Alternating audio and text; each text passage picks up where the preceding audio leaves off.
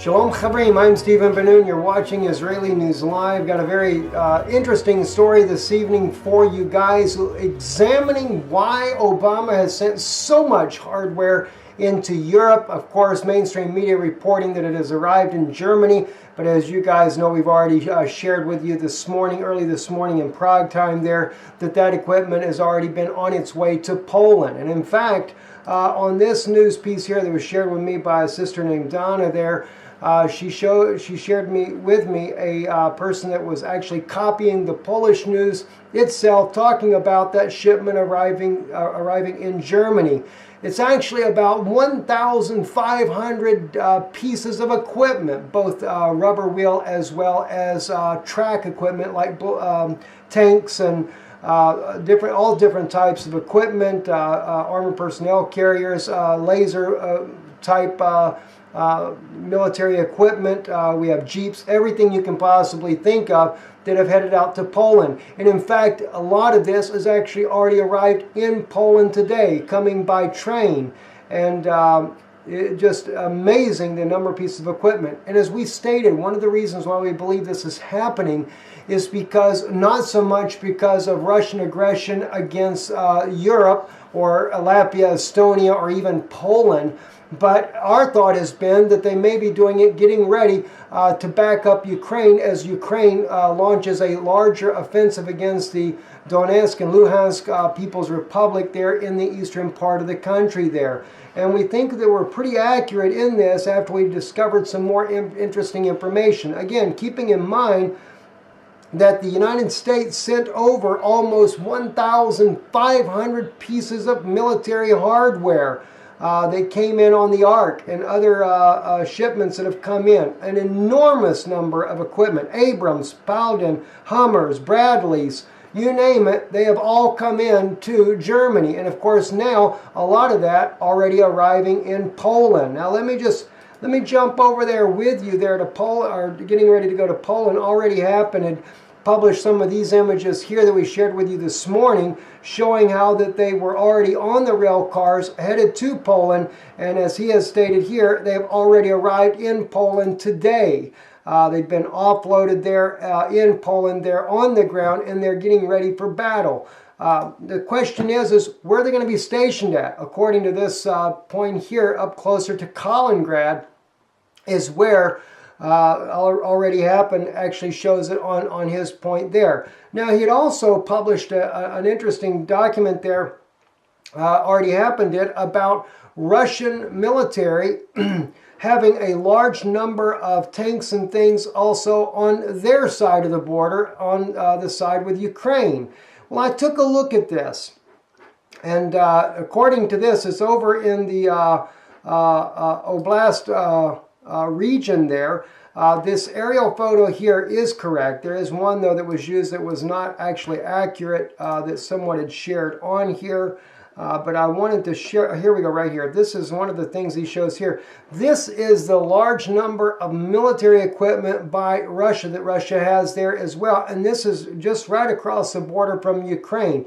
Now, if I'm not mistaken, I've done a little bit of investigation on this. I believe this is a Russian base. It is not like Russia has this equipment all staged somewhere out there in the field getting ready to attack. It's just a base that Russia actually has in this region. Now, according there, again, to the picture here, someone that did this, that shared this with already happened, shows this satellite imagery here and also this being the location. Neither one of those are correct. But I will share with you, not actually detailing it, but it took me quite a bit of work to be able to find this, but I was actually able to find this. This is Google Satellite, and by the way, Google Satellite, doesn't matter which image you do here, you can't really get a good, even on the ground there, you don't get a very good view of the base there, but it is a military base there. I don't know exactly how the photos are from Google that we're looking at here, but when you begin to look at this satellite imagery here, it is correct that it is military equipment. You can zoom down there, you can see the trucks, you have tanks down here, you have Jeeps down here, you have every type of imaginable piece of equipment that Russia has here at this base here, this military base here. even some things that I have no idea what they would be because I'm not a military expert to begin with, but just a huge number. And I have guesstimated myself of a minimum of 1,500 pieces of equipment as well that Russia has in this location here, just near the Ukraine border there. And again, you know, and it looks like as well that some of these things here are the S-300, S-400 systems as well that Russia has off of Ukraine. But it wasn't just that either. That's what I really went to searching the Google satellite maps here. And again, you know, it could be a year or so old. I have no idea how often Google updates their maps, especially over the Soviet Union. But I also found in the very city where they were, Rostov-Don, where already happened, was saying that this was where this was being based at, which, by the way, let me just show you how close you are to Ukraine.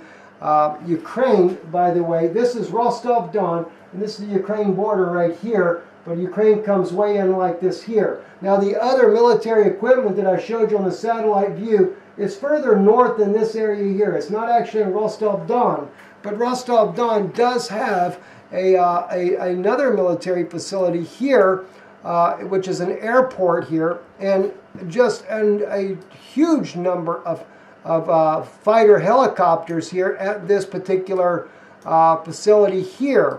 And as we zoom down, just so you can kind of get an idea of what I'm telling you about this, you have a lot of fixed wing, but as we get closer on the screen here for you, you can see the helicopters everywhere. Now, some of them don't even have rotor blades on there, so it does kind of tell me it's probably a military installation.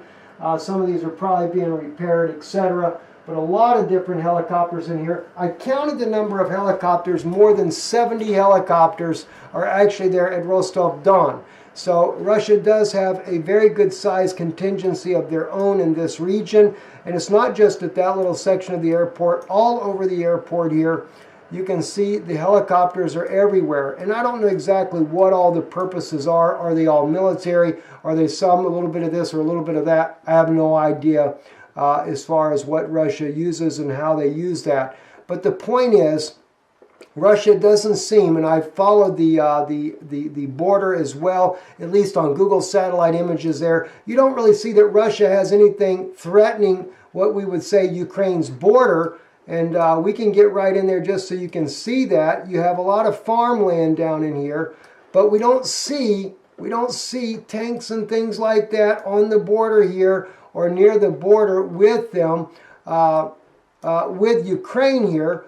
But even though you might see warehousing and things like that, there just doesn't seem to be anything in this region here. And I've kind of gone through this just to see if I could find anything that might resemble an aggression by Russia. Not seeing, though, anything that I could tell.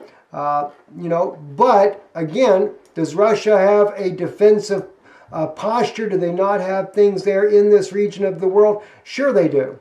They do have defensive measures there, but you can go all along here. You can zoom down on the different little cities in and around the border here. And again, you know, we have different types of warehouses, you know, that are here.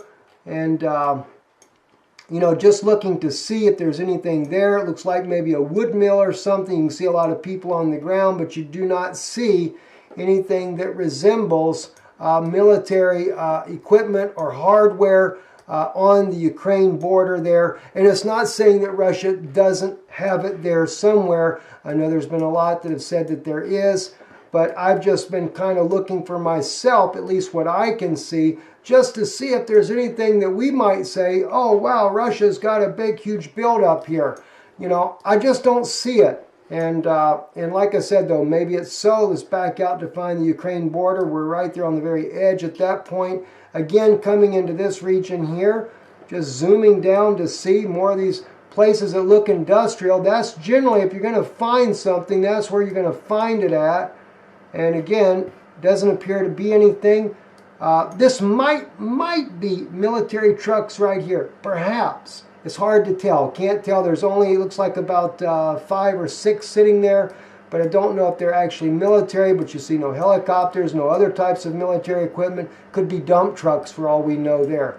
But the point is that without a doubt, there is some major preparation going on the European side, because why? Russia has a military base not far from the Ukraine border. How long they've had this there, I'm not sure. I know in one image that I looked at on here, 2013, it's been there a couple of, been there for about 3 years now. Maybe it was built back then, maybe before then. It seems like the base has been there a while. This is not just temporary buildings, and it seems like everything is pretty much military to begin with. So I would assume that Russia has had this base for quite some time in this region. All right, moving on to other news as well. The United States military is finally dropping in heavy weapons to key regions in Syria, Hasaka, to the Kurdish people.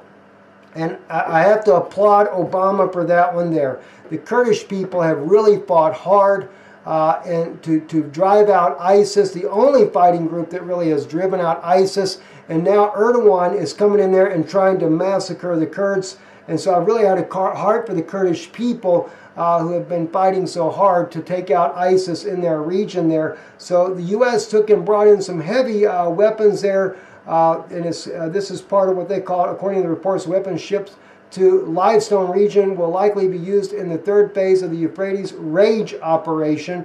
And we know that Erdogan is doing Euphrates Shield operation. So it's the Kurds that are fighting to be able to have some region of land to where they can call their own, because they have been pretty much massacred by the Turkish government on a genocidal level, in fact, of what's been going on there. So it's really kind of sad to see what Erdogan has allowed to happen to the Kurdish people, and they have been trying to fight for their own autonomy to where they could have a region where they can live in.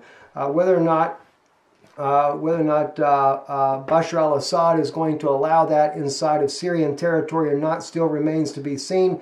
It looks like the U.S. is still looking for a new ally, and of course the Kurds, they're trying to re-butter up to the Kurds, whereas at one point they let the Kurds just get thrown under the bus and fend for themselves. And Russia has done much the same, which is really to my dismay, because Russia has talked about how well that they are as far as a fighting force, but it seems like neither side, neither the U.S. nor the Russians, have been willing to back the Kurds the way they should have been backed until now, where the U.S. is finally beginning to help them with more weapons to be able to fight that battle with. Also, one other issue, too, I want to bring up to you. The U.S. is sending 24 Apache helicopters to South Korea. And by the way, the Chinese, again, of course this happens on a regular basis, invaded the airspace of South Korea, where South Korea sent up a whole bunch of fighter jets there to intercept the Chinese jets that were coming into their airspace. But this here is Seoul, Korea. U.S. Force Korea will deploy 24 Apache helicopters to South Korea as the Allied forces face a growing threat from the north. In fact, they're getting ready. They've been building a new airfield for these Apaches. They don't quite have enough room for them as of yet, so they're going to divide up the 24 Apache helicopters to 2 different regions there until they get this new area built for them. But anyway, so the U.S. is looking like the U.S. is really getting very serious about engaging North Korea. And with deploying that many Apache helicopters in the region, I would say that the U.S. more than likely is going to go to war with North Korea. And I can imagine that happening, especially in light of the fact that President-elect Donald Trump, he doesn't seem to play around when it comes to North Korea. And we can no doubt expect that he's not going to play games. He's probably going to give North Korea's Kim Jong-un an ultimatum. And if he doesn't live up to the ultimatum, it's going to be war. Anyway, I hate to be the bearer of always bad news, but anyway, I'm Stephen Ben-Nun. You're watching Israeli News Live, Erev Tov.